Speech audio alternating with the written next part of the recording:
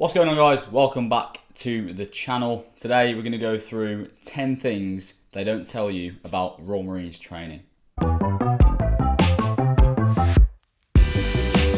If you're new around here, make sure you subscribe down below to get more content around the Royal Marines, the military as a whole, and my own training. That's pretty much what I post. Without further ado, let's get straight into it. So, number one, exercise thrashings are worse than camp thrashings.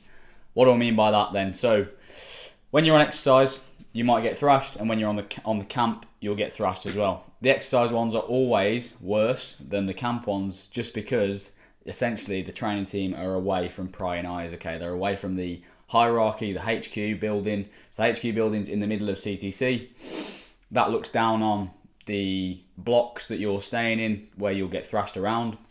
The training team can't do anything that mental, because there might be a colonel looking out, there might be anyone visiting the base. On exercise, however, they don't have that issue. So they don't have anyone watching. They can just do exactly what they want to do and thrash you however they see fit. Number two is around when you fire your weapon. So a lot of people think that they'll just go into training and week 1, week 2, they'll be firing on the range live rounds. That is not the case.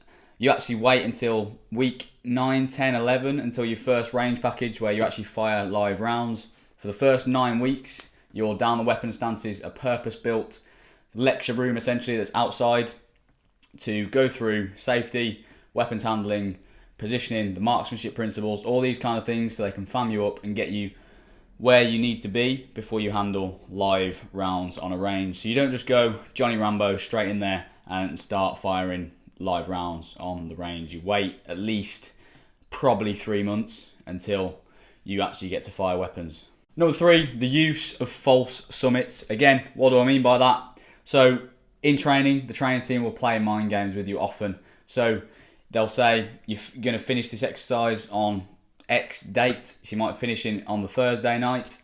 What they'll then do is they'll load you into the coach to say, yep, that's you lads, and you can relax. Your mind will switch off and you'll think, yes, I'm going home now, back to a warm bed tonight. I can order some food. You start to plan what you're going to do after the exercise because you're really hungry, you've had no sleep for 4 days. And then they might U-turn the bus around and you're having another night in the field. They do that just to play with your mental state a little bit, to see who really wants to be there, because at the end of the day, they need to know that whatever they throw at you and what a war zone will throw at you, you can deal with. So whether that's you think something's going to finish at a certain date and it rolls on to an extra week or an extra 2 weeks, doesn't matter, because you experienced something like that in training and you can deal with it. Number 4 is actually the sheer amount of rope climbing that you do. So everyone's seen probably the videos of the lads in the gym doing loads of rope climbs. However, I don't think it quite demonstrates the sheer volume of rope climbs that you actually do throughout Royal Marines training. So you do it in the gym phase, which is week 1 to 9. You'll also smash them in the bottom field phase, which is essentially week 11-ish to week 20. So that first 20 weeks of training, you're working up to being able to do a full rope climb, 30 feet, with 21 pounds plus your weapon. So about 32 pounds of kit. It's not an easy task, okay? You've only got boots on to grip the rope. You haven't got anything like trainers to J-hook the rope so you can stand on it and climb. You've only got your boots. You've got to squeeze it in a certain way, use the technique they've shown you. But what tends to happen, because people aren't conditioned to this kind of thing and this many rope climbs, is people get tendonitis in their elbows and in their biceps, because it's a lot of essentially holding onto a rope and doing neutral grip pull-ups for the first 20 weeks of training. So to mitigate that, make sure that you're conditioning your biceps and conditioning yourself to a lot of pulling, or if you can, in an ideal world, to actual rope climbs in a gym with access to a rope. Number 5 then, how little sleep you actually get. So we got a question about this on Instagram not long ago. How much sleep do you get in the Royal Marines training? It's pretty much impossible to tell you. The reason for that is everyone's different. So the amount of sleep is going to be governed by how good you are at admin. If you're really terrible at admin like I was, then you'll get next to no sleep. If you're someone who's a whiz at ironing and can get all their admin squared away in an hour, 2 hours, then you'll get more sleep because you can just sleep when you finish your admin. What does happen is when you go through training, as you get further and further through, you'll start to find ways and means to speed up your admin, and you'll get better at it, so you will start to have more sleep. It's not that training's necessarily getting easier or getting more relaxed, but it is that you're getting better at it, so you start to get more freedom and more sleep. In the first phase of training, and certainly in the first 4 weeks, you'll get next to no sleep. You'll get pretty much as they want you to have, because they'll just keep inventing tasks and inventing inspections and inventing details for you to come and do so that you don't get any sleep. If you were getting 8 hours sleep for the entirety of training, it would be probably 80% easier. Made up stat. Number 6 then is what the actual living situation is. Obviously a lot of people are interested in the Marines and will see the documentaries or will see the things on YouTube that are posted or whatever it is. That doesn't really paint the full picture, and you don't really know where you're going to be at which stage in training. So let's clear it up. So the first 2 weeks of proper training after your ROP are foundation. So for that, you're in a 60-man room. So 30 beds one side, 30 bed the other side. It's a huge block with 60 blokes in there. So you're all living on top of each other. You're all in each other's faces, and it's not the funnest time because obviously you don't know any of those people yet. You've only been there 2 weeks. After that, as soon as you pass foundation, so after week 2, you move into the big boys accommodation. So 6-man rooms now. And now you're in a kind of skyscraper building that's about four stories high, and you'll be in a 6-man room with your section or the lads who are in your section. Number 7 then, the amount of actual lecture time you get. So a lot of people again just think that it's going to be all practical, all singing, all dancing, going down the range, shooting, then going to learn how to fight and going to do phys. There is a lot of that, obviously. However, it's punctuated by a lot of lecture time. So essentially pretty much everything you do in a practical sense, so soldiering, map reading, whatever it may be, you're going to do that in a lecture-based setting first. So you'll have lectures on map reading and then a practical bit, and then lectures on a certain aspect of soldiering and then a practical piece. So everything really is preceded by lectures, and so there's actually a fair amount of time spent sitting in a classroom, making notes, learning things in a theoretical setting before you go and put it into practice and do it practically.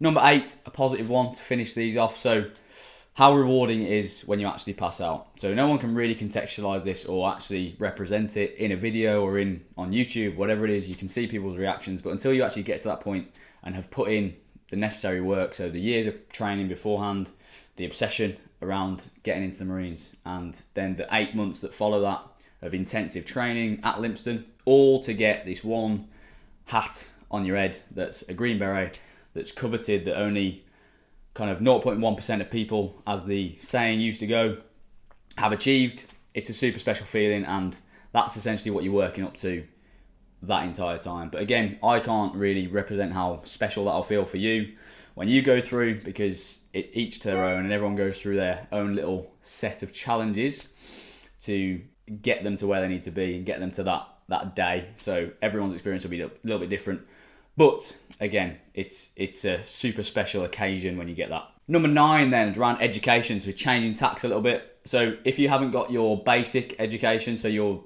basic maths and basic English, when you go into the Marines, into Royal Marines training, you will get essentially functional skills, which is maths and English at a GCSE level. So they'll take you through it, and they'll take you out of training in quieter periods, when you're not on exercise, you're not doing phys and that kind of thing, and they'll take you out of lectures and they'll put you through your maths and English GCSEs, whether it be exams or BTECs, don't really know, I didn't do it. But if you essentially shit can your GCSEs and think, well, I'm joining the Marines so it doesn't matter, which is what I kind of thought, I was able to get some anyway, but that was besides the point.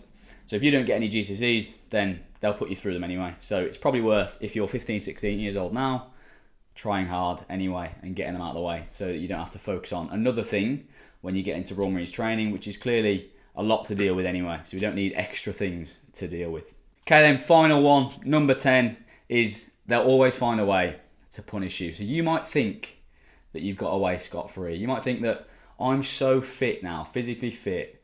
When you get to week 15, week 16, you think they can't even thrash me. So I'm unthrashable. We used to say that in our troop, because our troop used to get thrashed a lot. And we used to think, well, we're sweet now, we can do anything to us, we don't give a shit. They'll always find a way. And whether it not be physical and it be an admin thrashing, or it be they make you write essays, or they make you do something just to put extra stress on your mental state and to punish you essentially for whatever you may be doing, whether it be anything. They can punish you for pretty much nothing if they want to just get rid of a few people. Essentially, they're always going to find a way. So don't be going through training telling yourself and thinking to yourself you've got a way for scot-free and you think you're unthrashable, which is what we thought. They'll always find a way to do it. Okay, happy days. That's the video. 10 things they don't tell you about when you're joining the Royal Marines. Hopefully that's opened some of your eyes to actually what to expect when you get down to Lympstone for your Royal Marines training. If any of you are looking to join the Royal Marines, then I have a Military Athlete Academy. That'll be the top link in the description, where you can go and get a 7-day free trial. And it's essentially all of my expertise and all of my experience put into a program, and you get to have access to me on a one-to-one basis to answer any questions you've got, or to coach you through that process of getting from where you are now to starting Royal Marines training in a good enough state, physically and mentally, to get to the end. Finally then, all I ask from you is that you drop a like on the video and subscribe and share it with anyone that you think might find it interesting or find it useful, because they're going through the same military experience that you want to go through, or maybe they're just interested in what happens in Royal Marines training. So this should plug some of those gaps. Other than that then, thanks for watching, and I'll see you next time.